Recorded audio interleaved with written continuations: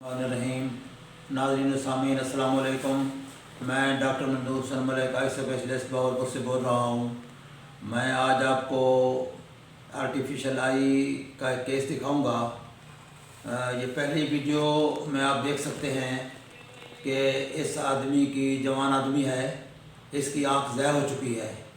तो ज़ाय होने के बाद इसकी आँख आप देखें कितनी पिचकी हुई है, बुरी लग रही है।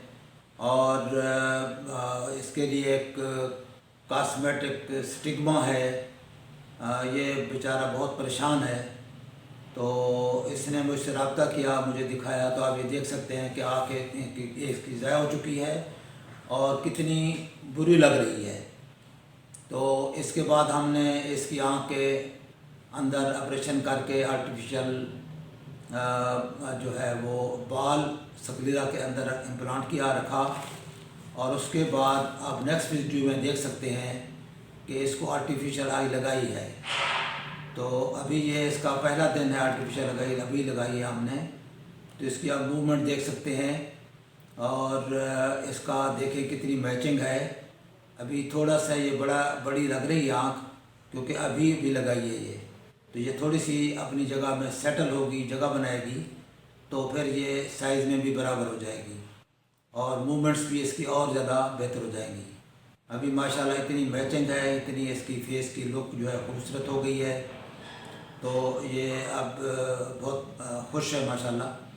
तो इस तरह ये आर्टिफिशियल आई के साथ हम चीज़ों को इम्प्रूव कर सकते हैं। तो पहले वाली जो आँख थी वो बहुत बुरी थी, इसके लिए परेशानी का बायस थी। अब ये जो आँख आर्टिफिशियल आई लग गई है तो काफ़ी हद तक ये कॉस्मेटिकली खूबसूरत भी है। इसके चेहरे की जो खूबसूरती है वो बहाल हो गई है और ये मूव भी करती है। तो मुझसे कई लोग पूछते हैं कि क्या ये आँख जो है कोई बाद में तकलीफ़ तो नहीं देती, ऑपरेशन के बाद इसमें दर्द तो नहीं होता?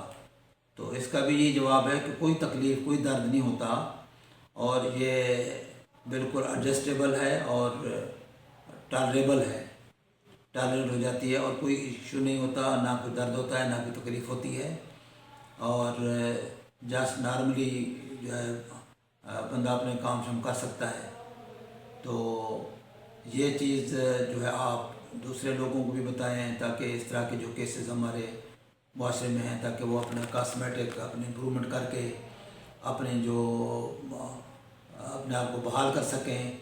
वरना वो काफ़ी डिप्रेस रहते हैं, परेशान रहते हैं और अपने काम में भी उनकी दिलचस्पी कम हो जाती है।